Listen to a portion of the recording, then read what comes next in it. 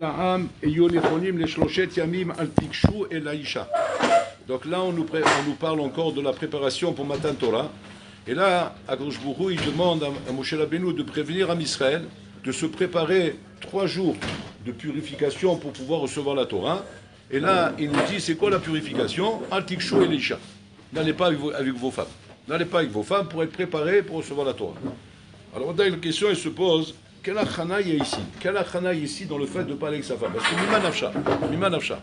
Si le fait d'aller avec sa femme, c'est une misva, alors en quoi c'est une contradiction avec Matan Torah? Au contraire, ça fait partie des misvot de la Torah. Perourou, c'est la première misva des 613 misvot. C'est-à-dire, multipliez-vous, amenez des enfants, vous roulez. Donc au contraire, c'est pas en contradiction avec la Torah. Ça va dans le sens de la Torah, parce qu'on sait très bien que le klal est lo ikar midrash et la ma'aseh. Le ikar, c'est pas comment dire, la théorie, c'est la pratique. Et donc si maintenant de faire la misère avec sa femme, c'est la pratique, alors que ce soit, au contraire, la matara. Donc, je ne vois pas comment je me détourne de la préparation de la Torah quand je vais avec ma femme. Ça, c'est la question qui se pose ici. Cette question, elle est maasée, elle touche aussi, par exemple, quand on va regarder, par exemple, Yom Kippour. On regarde Yom Kippour. Mais Yom Kippour, il y a Chamisha Inouim. Chamisha Inouim, c'est-à-dire 5 choses qui sont interdites le jour de Kippour. C'est quoi? Manger, boire, se laver, etc., se oindre et aller avec sa femme. 5 choses qui sont interdites le jour de Kippour. Alors pareil, le jour de Kippour, qu'est-ce qu'il représente? Yom Kadosh. Yom Kadosh, un homme suprême qui représente le grand pardon, on vient de pardonner. C'est-à-dire, je ne comprends pas. Arrête, si manger c'est une bonne chose, eh bien qu'on mange le jour de Kippour. Si c'est une mauvaise chose, eh bien toute l'année qu'on ne mange pas. C'est quoi ce Inyan? C'est parce que n'oubliez pas, tous les Tarniot, ils ont des raisons. Ils ont des raisons parce qu'il y a le Khorban, alors pour se rappeler le Khorban, on s'afflige de ne pas manger, etc. Mais là, Yom Kippour, on ne parle pas de Khorban, on ne parle pas de ça. C'est pas un jour qui commémore un événement qui s'est passé, qui représente un Khorban ou quelque chose. C'est le seul Tarnit qui est Doraïta, où là-bas la Torah te dit qu'il faut jeûner. Mais pourquoi il faut jeûner? Pourquoi? Pour être Kadosh. Pourquoi? Parce que ce jour est un jour Kadosh. Yom Kippour, c'est Yom Kadosh, chez Mechilat Avodat, il faut jeûner ce jour-là. Le Ikar du jour de Kippour, c'est de faire tchouva. C'est faire tchouva, pas kécher de ne pas manger. Je dois faire tchouva et manger. Et pourquoi manger? Parce que c'est une mise à manger. C'est normal. Bon, alors là, c'est comme ça que tu nous as créé. Je ne veux pas maintenant imaginer que parce que je mange, je suis un baltarava. Je mange parce qu'il faut manger, c'est tout. Maintenant, tu peux exagérer dans tout. À ce moment-là, on te dit n'exagère pas, ça va. Hein. On n'a pas dit parce que tu as le droit de manger que tu manges comme un halouf. C'est-à-dire, j'exagère pas, mais je mange. Maintenant, tu parles à l'extrême. Si tu me dis, non, tu ne manges pas, tu ne te laves pas, tu ne bois pas, tu dois se laver, c'est une avéra, il faut se laver. Maintenant, non, il ne faut pas se laver pour être cadeau, il ne faut pas se laver. Mais attends, je comprends pas. Alors, pourquoi tu as donné dans l'esprit de l'homme qui doit se laver? Si c'est quelque chose qui est mauvais à l'origine. Et pareil, ne pas aller avec sa femme. Mais parler avec sa femme, c'est kadosh, non? Ouais, mais là, c'est pas bien. Comment c'est pas bien? Alors, c'est bien ou c'est pas bien? C'est-à-dire, toutes ces questions, à Boutaï, les Chora nous interpellent pour nous demander, pour nous faire comprendre c'est quoi le rapport qu'on donne à ces choses-là par rapport à la Torah et qu'on veut dire que pour se préparer à la Torah, il faut s'enlever ces choses-là. Alors il y a une grande différence fondamentale, Rabotai, entre les mitzvot et la Torah. Entre les mitzvot et le limut Torah. Ce sont deux inyanim shonim complètement, et ça on se trompe à ce niveau-là, on fait une erreur. Comme il y a une différence fondamentale entre le gouf et la neshama, il y a une différence fondamentale entre les mitzvot et la Torah. Et ça aussi, c'est un point qu'il ne faut pas se tromper là-dessus. Le gouf et la neshama restent deux entités complètement différentes. Même si on va dire que tu es arrivé à une avoda atsuma, qui a rendu ton gouf kadosh, comme Moshe Rabbeinu. Son gouf était kadosh. C'est à tel point que le Midrash raconte que la neshama ne voulait pas quitter le gouf, tellement elle était bien dans le gouf de Moshe Rabbeinu. Donc c'est que le gouf de Moshe Rabbeinu est devenu kadosh. Mais malgré tout, ça reste un gouf. Et alors, il n'a rien à voir avec la neshama. Aussi haut qu'il peut arriver. Il n'a rien à voir avec l'anshama. L'anshama, ça reste encore une entité qui est, comment dire, un erech elion, une valeur suprême. Et que le gouf, il aura beau monter dans tous les niveaux, ça reste une entité gashmit, ça reste une entité matérielle. Tu dis, mais quand c'est kadosh, un d'avoir kazé. Même s'il est kadosh, il reste matériel. Ça reste une entité matérielle. C'est-à-dire quoi? C'est une force qui mange, qui boit, qui dort, qui bouge, qui travaille, qui fait rouler. C'est-à-dire qu'il y a assouk begashmiut. Le corps n'est pas assouk beruchaniut. Le corps est assouk begashmiut. Qu'est-ce qui est assouk beruchaniut? La neshama. La neshama, elle est ruchani, complètement ruchani. Et alors, à partir de là, la avoda consiste à faire quoi? À faire dominer ma neshama sur mon corps. C'est-à-dire que je dois sentir comment dans ma vie, c'est ma neshama qui domine, et pas mon corps qui domine. C'est-à-dire, c'est pas mon corps qui me dit ce que j'ai à faire, ou ce que je veux faire, ou ce que j'ai envie de faire. C'est ma neshama qui doit me dominer. C'est marqué, Sadikim Yetzaratov Shoftan, Reshaim Yetzarara Shoftan. Makamana Yetzaratov Shoftan, c'est celui de Saratov qui conduit. Comment il conduit Yetzaratov? C'est la neshama. C'est-à-dire qu'il vient au nom de la neshama. Par contre, Reshaim Yetzarara Shoftan, comment il vient? Au nom du gouffre. Il vient au nom du gouffre. Un bonhomme peut très bien examiner ça chez lui, Rabotai, et voir. Chez moi, qu'est-ce que j'entends plus? Kol à gouffre ou kol à neshama? Kol avec un gouffre. Kol. Kol à gouffre, kol à neshama. Qu'est-ce que j'entends plus? Si le bonhomme entend dire, j'entends plus le kol à gouffre. Mais le maasé, je fais des misotes, je fais des choses bien, j'étudie la Torah. Sache une chose que malheureusement, dans l'Ashkafin, tu t'appelles Reshaim. Pourquoi? Parce que marqué Reshaim, Yetzara Shoftan. C'est-à-dire, c'est quoi Yetzara Shoftan? Kol à gouffre. C'est-à-dire que le gouffre Kaviachol est prédominant chez toi. Et c'est lui qui donne le ton, et c'est lui qui décide des décisions que tu prends dans ta vie, en fonction de ton gouffre, en fonction de tes envies, tes impulsions, tes midot, tes régachotes. C'est lui qui décide. Et maintenant, tu essayes, bien sûr, de faire tout ça, bercher, bien sûr, parce qu'il faut que ce soit cachère. Ouais. Je suis un halouf, j'aime bien manger, mais il faut que ce soit cachère. Comment dire, j'aime la musique, j'écoute la musique, mais il faut que ce soit cachère. C'est-à-dire, tu es quand même, comment dire, cachère, mais tu restes un menouval. Tu dis, pourquoi vous m'appelez menouval, Vodrav, si je suis cachère? C'est ce qu'on appelle menouval bishuta Torah. Ça existe. Bon, ça existe, hein? Menouval bishuta Torah. C'est quoi? Vous me traitez de voyou et vous dites que c'est bishuta Torah? Oui. Ce qu'on appelle être un voyou avec Ercher. C'est quoi un voyou avec Ercher? C'est-à-dire que j'ai trouvé un compromis avec la Torah, Kavirol, où je donne à mon corps la priorité, parce qu'il faut que je sois en accord avec lui, parce que si je ne suis pas en accord avec mon corps, ça ira pas, il va me rendre fou. Je serai contrarié, j'aurai l'impression de me priver, j'aurai l'impression de ne pas lui donner ce qu'il a besoin, et donc je vais être en accord avec lui. Quel j'ai trouvé comme compromis pour être en accord avec lui? Il n'y a pas de problème, que soit cachère, c'est tout. Moi, c'est cachère, je suis en accord avec lui. Et là, à partir de là, je suis persuadé que ça y est, j'ai trouvé mon équilibre, à Kol Beseder. La Torah vient t'apprendre, non, c'est pas comme ça. C'est ce qu'on appelle ça, Menouval, Birshut à Torah. On dit bien Bereshut à Torah, on n'a pas dit contre la Torah, c'est avec la Torah, mais tiens, Menouval. Tiens, Menouval, pourquoi? Parce qu'en fait, tu as donné à ton corps la priorité. Alors que le corps ne doit pas avoir la priorité. C'est comme si maintenant tu vois un cavalier, tu dis, qu'est-ce qui te dirige dans la vie à toi? Il dit, ben mon cheval. C'est mon cheval qui me dirige. Quoi, tu veux dire que tu ne sais pas où tu vas? Il dit, non. Mais alors où tu vas en fin de compte? Ben là où le cheval il m'amène. Où il m'amène? Il a dit, c'est là-bas, c'est là-bas que je vais. Et tu dis, mais toi, tu n'as pas de but? Oui, j'ai un but. C'est quoi? Faire en fonction du cheval. C'est-à-dire que quand il m'amène là-bas, je cherche maintenant comment trouver un malach intelligent dans le choix que j'ai fait maintenant par rapport au choix du cheval. Et vous rigolez, Rabotai, mais c'est comme ça que ça marche dans la vie. C'est comme ça que ça marche. Il y a des bonhommes, ils construisent leur Ashkafot en fonction du cheval, pas en fonction du émet, de ce que la Torah nous demande de comprendre. Ils vont en fonction du cheval, en fonction de trucs. Ils trouvent un malach intelligent qui va expliquer logiquement, intelligemment, Rabotai, nos choix dans la vie. Rabotai. Et à partir de là, les choix, ils sont bécachoutes, ils sont cachers, puisque j'ai trouvé un malach, j'ai trouvé une ashkafa. Là où on est mal, c'est quand effectivement on ne trouve pas de malach, on ne trouve pas de cachoute. On ne trouve pas de cachoute, on n'aime pas se voir, comment dire, rachat. Un homme n'aime pas se voir rachat. Mais quand un homme il a trouvé un compromis, où il peut trouver à une cachoute dans son malach, où il suit son gouffre, ben ça lui va très bien. Et là, la Torah vient nous apprendre ça ici. Elle vient nous dire comme ça. Attention, vous allez recevoir la Torah, séparez-vous de vos femmes. Qu'est-ce que veut la Torah ici? Comme on a posé la question au début du shiur. Si la femme, c'est une misva, d'aller avec elle, ça fait partie des misot, des 113 misot. Perurbu. Pourquoi la Torah me demande que non? Ça ne doit pas être contradictoire d'aller avec sa femme et de recevoir la Torah. C'est pas une contradiction. En fait, c'est pas que c'est pas une contradiction. C'est que la Torah ne veut pas que tu fasses un amalgame entre même les mitzvot et la Torah. Fais pas un amalgame entre ça et ça. T'imagines pas que parce que dans la vie, tu mekayem mitzvot, ouais, tu mekayem les mitzvot, qu'automatiquement tu es en accord avec la Torah. Un bonhomme il n'a pas son limut Torah. Parce que le limut Torah, nous on le voit comme une des 613 mitzvot. Il y a 613 mitzvot. Et dans les 613 mitzvot, il y a limut Torah. Et donc le limut Torah, je le mets au même niveau que manger cachère, que aller avec ma femme, que respecter Shabbat, que prendre le lulav et l'arba minim, etc. Donc c'est une mitzvah comme les autres. Donc je lui donne le même valeur que les autres mitzvot. Donc je ne vais pas lui donner une place prédominante, ce sera autant que les autres. Il n'y a pas de raison que je m'investisse plus dans la mitzvah de l'Limut Torah, plus que de m'investir dans la mitzvah de Shabbat, la mitzvah de Kashrut, la mitzvah de ça. C'est une erreur. C'est ce que la Torah veut nous montrer ici. La Torah, ça doit être qui nous. Ve'orech yamenu. Tu dis quoi, on ne dit pas ça sur les misot? Non.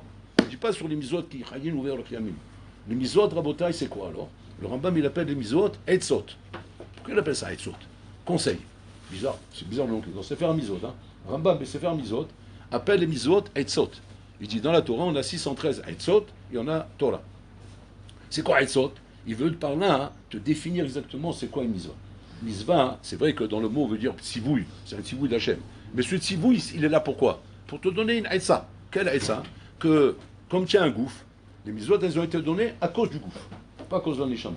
Donc c'est-à-dire que le Rambam veut dissocier que la Torah, elle était donnée pour la neshama, et les misot, c'est pour le gouffre. C'est-à-dire que comme le gouffre est l'achilami, il a des exigences matérielles, la chose qui va pouvoir maintenant, contrôler le corps, dans ses exigences matérielles, c'est pas shoot, c'est lui donner ses exigences matérielles, mais à travers les misvot. Et comme maintenant, je vais lui donner toutes ses exigences matérielles à travers les misvot, donc mais là, le corps, Kaviachol, va être bridé, comme un cheval, il y a mis une corde, et on le tient avec ça.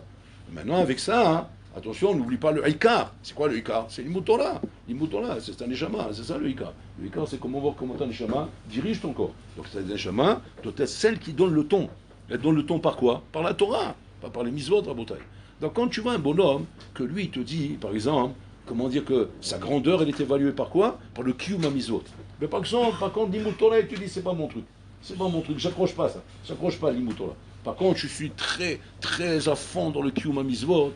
Je me mets à fond dans le respect du Shabbat, mais à fond dans le respect de la Zaka, dans plein de domaines. Mais bon, la Torah, c'est pas mon truc. Ce bonhomme-là, il s'est loupé, il n'a rien compris à Botaï. Il n'a rien compris, parce que les misos sont là pour le corps. Donc ça ressemble au bonhomme à Botaï, parce qu'il suit son cheval, et qu'il a donné à son cheval, à Botaï, Kaviachol, une ashkafa.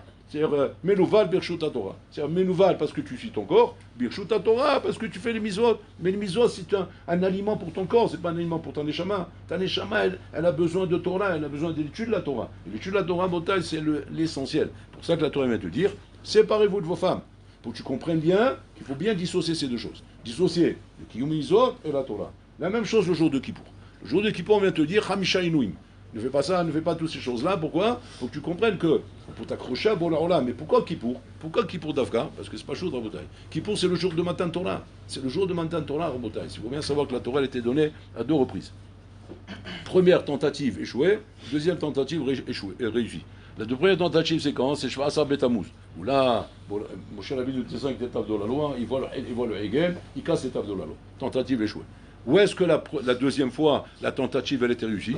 Le jour de Kippour. C'est le jour de Kippour qui est arrivé avec l'étape de la loi. Donc en vérité, que représente Kippour? Matan Torah, Rabotai. Si ça représente Matan Torah, hein, tout de suite on te dit quoi? Hamisha Inouim.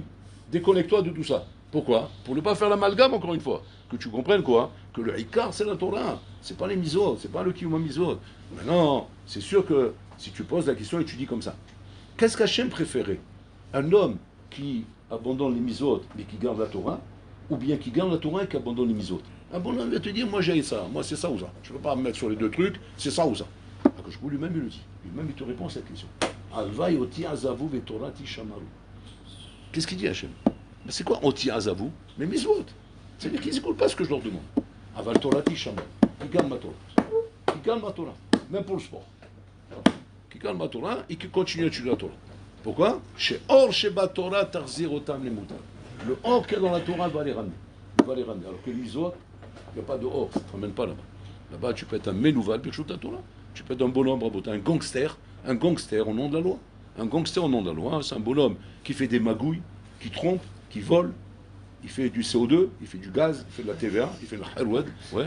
Et le bonhomme, il fait des dons. Il achète des grandes misotes à la Torah, il achète dans les iloulotes, il achète des grandes bougies, il fait des dons de millions. Il donne 1 million d'euros. 1 million d'euros là. Qui c'est celui-là? Ben c'est le gaz. Et là, là-bas, 2 millions d'euros. Qui c'est celui-là? TVA. C'est comme ça. Alors tu vas dire quoi? Tu vas dire, bon, ben, c'est quand même bien. Heureusement qu'ils sont là, ces gens-là, parce que moi, grâce à eux, on continue à avancer. S'ils n'étaient pas là, comment on ferait? Oui, s'ils n'étaient pas là. Mais c'est une erreur. C'est une erreur pour l'homme. Il dit Alvaïoti Azavo Vetorati Shamaru. Qu'est-ce que tu me donnes avec ça? Si tu es un Menouval, tu es un gangster au nom de la Torah. C'est quoi? J'ai pris ce peuple, je l'ai choisi, je suis sorti d'Égypte pour avoir un peuple de gangsters. Moi, ça ne m'intéresse pas, moi, ça. אני לא רוצה את זה, אני רוצה תורה. Torah, c'est-à-dire un bonhomme Menachilami qui a des ashkafot solide, qui marche droit, qui ne commence pas à s'amuser avec ce qu'il a envie de faire, parce que quand tu suis ton corps il t'amène forcément là-bas, il t'amène pas ailleurs. Le corps t'amène à ses ta'avot, à ses plaisirs, à ses ignanim. Et quand tu crois, parce que tu lui as donné maintenant une cache-route, qu'à ce moment-là, ça s'appelle que tu as Oved Hashem, non, ton écran Oved Hashem, en bataille. Et ça, c'est Atsoum en bataille. C'est Atsoum comment les maasé, même le principe que les Chachamim nous donnent, chez Mitor Shelo Lishma Balishma, n'est valable que dans la Torah. Il n'est pas valable dans les Mizvot. C'est que dans la Torah, comme c'est marqué là-bas, l'Olam Yasok Adoam Batorah, Mitor Shelo Lishma, Mitor Shema Balishma. Sur les mots Torah, ça a été dit. Ça n'a pas été dit sur le Kiyuma Mizvot. Kiyuma Mizvot, c'est-à-dire que toi, tu fais Shabbat Kodesh, oui. Maintenant, toi, tu as un halouf. Il faut des tables, fais le crocodile. Il faut que tu t'éclates, il faut que la table t'éclate. Si tu sors de là-bas, si tu n'es pas en train d'avoir les dents du fond qui baignent, ouais, tu ne te lèves pas de table. Il faut que tu sortes là-bas. Aïm, je vais mourir. Aïm. Voilà. Là, à ce moment-là, on le prend, on le sort de table. Mais tant qu'il n'est pas arrivé là-bas, et qu'il peut encore rentrer quelque chose, et au fond là-bas, il arrive. Halte! Arrête! Ah! Il va arriver le truc là, encore. Attends un petit gâteau encore. Attends, un petit truc là. Encore un petit truc. L'Irbot Shabbat. Maintenant, la house, c'est l'Irbot Shabbat. Pourquoi on ne tirait pas sur ça? Mitor chez l'olishma, balishma. C'est quoi? L'olishma, mais balishma. Non, un d'abord cassé. Là-bas, c'est olishma, ou bien c'est taref. Quoi? Si je ne mange pas les shem shamim be Shabbat, c'est taref? Oui, c'est taref. Il n'y a pas de différence.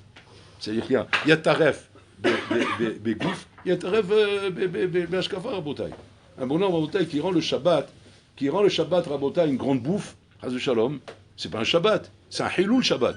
Seulement c'est un Hilul Shabbat beashkafa, c'est pas un Hilul Shabbat beporal. Beporal, tu n'as pas été Mechal Shabbat, tu es Shomer Shabbat, tu respectes bien comme il faut tout, mais tu as Mechal Shabbat beashkafa. Pourquoi? Parce que c'est un Mishnah Berurah Mifouraj, ça. Mishnah Berurah Mifouraj, il dit là-bas que si jamais Shabbat, tu t'es gavé, et maintenant tu as du tsara parce que tu as mal au ventre, ouais, mais le bonhomme, il a kiffé en attendant. Bon, mais ce kiff, il te coûte cher maintenant, tu as des crampes d'estomac maintenant, ouais. Il dit là-bas, Mishnah Berurah, ouais, il dit tu auras des comptes à rendre pour ce Hilul Shabbat là. C'est un Hilul Shabbat. C'est Hilul Shabbat, ben Onek Shabbat. Parce que dans Shabbat, il y a deux choses. Il y a Onek Shabbat et Kvod Shabbat. Ouais, Zachor Veshamo. Maintenant, Onek Shabbat, c'est quoi? C'est de faire Kavod Shabbat. Be'achila, Bishtia, Be'levouche, Be'roulé. Et donc, Be'achila, ça doit être quoi? D'une manière où tu es bien. Pas une manière où tu t'es explosé l'estomac. Tu exploses l'estomac, c'est Shalom, c'est Hilul Shabbat. Maintenant, tu vas dire, mais pourquoi il n'y aurait pas là-bas Mito Shilo Lishma Balishma? Parce que ça ne marche pas avec le gouffre, Mito Shilo Lishma Balishma. Et pourquoi ça? Parce que là-bas, il n'y a pas de matarin là-dedans. Donc les Chachamim ne vont pas t'autoriser Mito Shilo Lishma Balishma, une chose qui n'est pas une matara. Parce que ça serait t'amener au contraire, ça serait te perdre là-bas, ça serait être marché l'autre à Shalom. Où est-ce que je peux me permettre de dire Mito Shilo Lishma Balishma? Là où c'est la matara, c'est la Torah. Et la Torah, effectivement, le but c'est la Neshama. Donc là-bas, il n'y a pas de problème là-bas. Quand il s'agit de la Torah, qui est la matara, hein, même si tu fais chez l'Ishma, chez Mito Shima Balishma, pourquoi? Parce que là-bas, tu alimentes un Neshama et ta Neshama va prendre le dessus. Même si le corps, il vient avec un esprit de kavod, de Gahava, chez l'Ishma, mais la Neshama va prendre le dessus parce que hors Sheba Torah, Tarzir Oto le Mutal. Le hors Sheba Torah, Titaken Oto Rabotai. Ça, c'est uniquement Rabotai concernant le Limut Torah, pas concernant autre chose Rabotai. Donc regardez combien, mamash, on doit être très prudent dans ces choses-là, de bien dissocier la misa du Limut Torah et les misotes que nous faisons Rabotai. De bien comprendre que tant que tu n'es pas un bonhomme qui a compris que le Ikar de toute notre avodat Hashem Rabotai est principalement sur le Limut Torah, Rabotai, pas sur les misot Rabotai, parce que même quand on dit sur les misot Rabotai que Ikar alimut saliba d'ilcheta, c'est pas la kavana par rapport au fait de faire, c'est par rapport au fait d'étudier le limud betor kavana la sot. Mais c'est dans la tsura du limoud, c'est pas dans les maasé. La tsura du limoud doit être un limoud qui t'amène à l'alakha. Mais pas parce que je donne une priorité à l'alakha. Parce que je donne priorité au limoud, rabotai. Seulement, il doit être betsura, hein, qui m'amène à l'alakha. Donc on a deux choses. On a le but, qui est le limoud Torah, et de l'autre côté, les misot qui sont etzot. Etzot pour arriver à donner à ton corps kaviachol une bride. Pour le brider, pour le tenir. Mais ça, c'est le Etzot simplement, Rabotai. Mais lui, quand c'est l'Limut Torah, donc quand un juif, Rabotai, croit que parce qu'il respecte bien les misot, parce qu'il fait des choses, Beidour, il fait des choses, à Kol tout vient fait. Mais s'il n'y a pas du Limut Torah, Bechnal, Zélo Shaver, Rabotai. C'est Rav Wolbe qui explique ça, il dit comme ça, il dit que tout le Inyan qu'on te dit comme ça que tu dois te préparer pour les mitzvot. C'est quoi la chana d'une mitzvah? Par exemple, tu dois te préparer à la tfila, tu dois te préparer à Shabbat, tu dois te préparer à n'importe quelle mitzvah, tu dois te préparer avant de faire une mitzvah. Il dit là-bas, c'est quoi la chana? Et lui, il explique, il a un chapitre sur ça, il est intéressant. Il dit, toute la chana pour une mitzvah, c'est la Torah de cette mitzvah. C'est d'étudier la Torah de cette mitzvah. C'est ça la chana de la mitzvah. Quand on te dit dans la Torah, par exemple, quand je vous dis, Balati et Sarara, Balati lo Torah Tavlin. J'ai créé Tzera, j'ai créé la Torah Tavlin. D'abord, tu comprends de là que la mitzvah, c'est pas le Tavlin. La mitzvah n'est pas à corriger ton Yetzara. Au contraire, la mitzvah, elle peut aller dans le sens du Yetzara. On parle Torah Tavlin. Mais c'est Torah Tavlin. C'est quoi Torah Tavlin? Un bonhomme, par exemple, il essaiera de faire des magouilles et de voler. C'est quoi Torah Tavlin?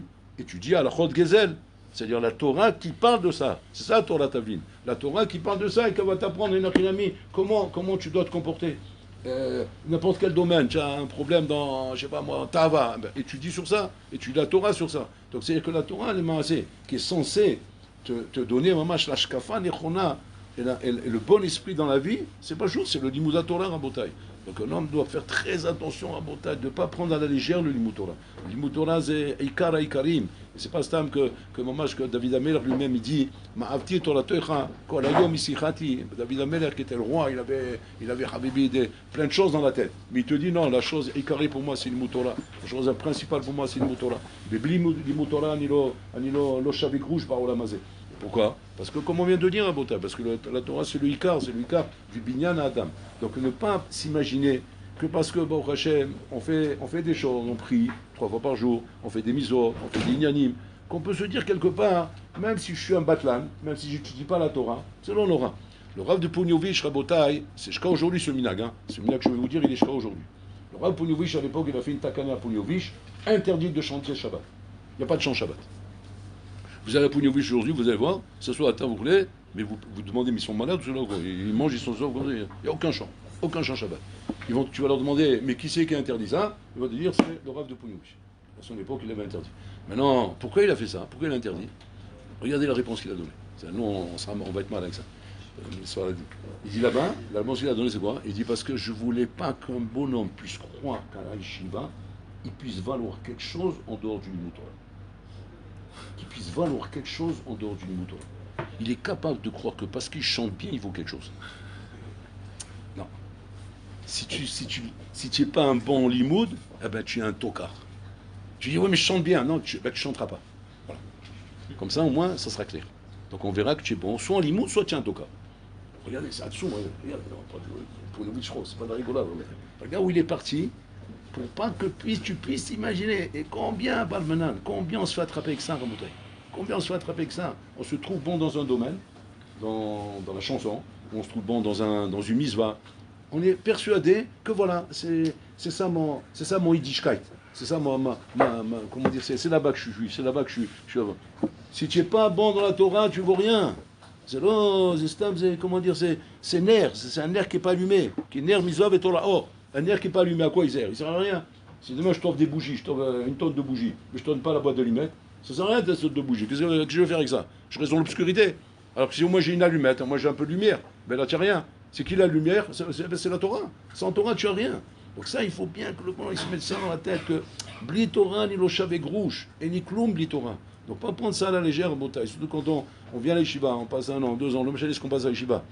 La chose essentielle que je dois sortir de la Yeshiva, mis à part bien sûr le binyan haïchiout, mais le binyan haïchiout où j'ai compris, Rabotai, que s'il y a une chose en match que je dois mettre le dagesh dans ma vie demain, quand je serai dans une vie active, je vais me marier, rouler, c'est attention d'être kovéatim la Torah, et que ce ne soit pas quelque chose qui vient en secondaire par rapport aux mitzvot. Parce qu'on aurait tendance à croire, non, les mitzvot sont une presse principale. Mais la Torah, et on voit ça chez beaucoup des balibatim, on voit ça malheureusement. Et des gens sérieux, hein. Tu vois que les mitzvot, très importants. Ils font attention, ils sont métagdek, dans les chumrot, dans les chérim, dans les inyanim. Mais l'imut Torah, quand tu lui demandes, nous, à Talomed, il dit, bon, on est mshtadel. Combien tu tues par jour? 1 heure. Des fois, c'est pas toujours régulier. Une fois tous les 2 jours, une fois tous les 3 jours. Mais tu rigoles, tu as rendu la Torah, chaz shalom, quelque chose de complètement secondaire. Tu es comme ça, c'est quoi? C'est tous les 2 jours, tous les 2 Shabbats, un Shabbat sur 2, tu respectes Shabbat? C'est une fois oui, une fois non? C'est à l'arraché? Ah non, attention, là on bouge pas, là, on est réglo là-bas. Bah, je comprends pas. Si c'est réglo dans les misos, mais ça c'est par rapport au corps, ça.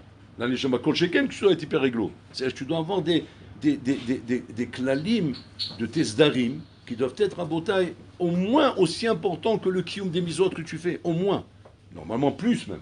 Plus parce que c'est le ikar à botaille. Donc ça, c'est botaille que c'est l'ashkafa essentiel que je dois avoir quand je sors de la yeshiva, de me dire, attention, au moins que si demain je vais être quelqu'un qui va faire Torah et Avoda, mais ma Torah doit être, mais elle doit être kartas, comme je raconte ça à chaque fois, cette histoire avec le patron avant tout. Vous connaissez cette histoire, le patron avant tout là-bas. Il avait une affaire de fourrure en Amérique.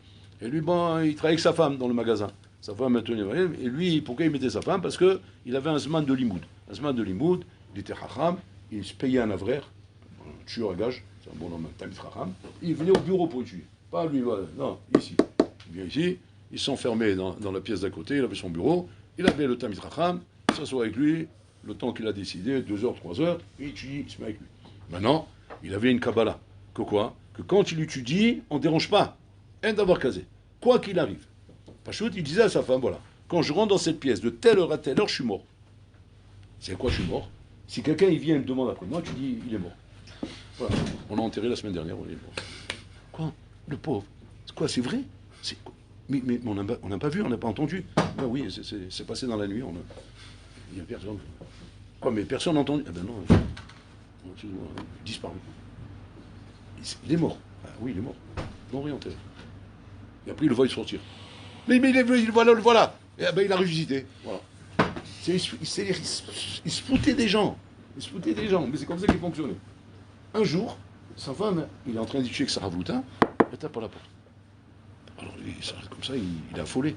C'est pourquoi il me dérange. C'est pas normal. Elle sait très bien que j'ai des consignes. Elle sait qu'on ne doit pas me déranger. Bon, alors, il se lève vite pour voir ce qui se passe. Ça va, tout va bien? Elle dit non, tout va bien. Pourquoi tu me déranges? Il dit non, il y a un bonhomme qui est venu là.